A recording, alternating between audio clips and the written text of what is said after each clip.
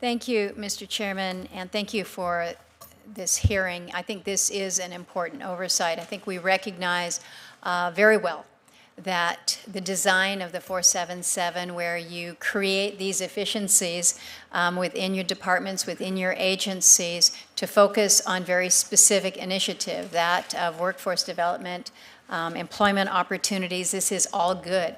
We all know that in far too many of our tribes, far too many areas in the lower 48 and up in Alaska, you don't have the big infrastructure that is developed that would allow you to take on a lot of unnecessary or costly administrative overhead. And so when we can build efficiencies into our programs, this should be a model for us all. And I think that was what 477 really was designed to do.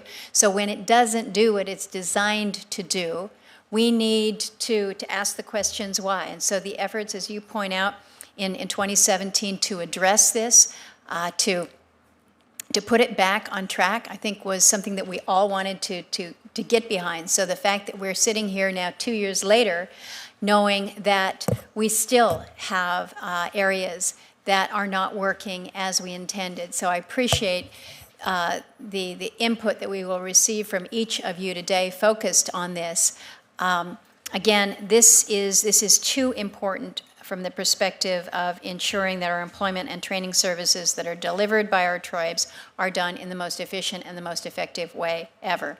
We're honored here this afternoon to have a gentleman who is not only a leader in his community in Dillingham, a regional leader as the president and CEO of Bristol Bay Native Association, but to be able to call Ralph Anderson,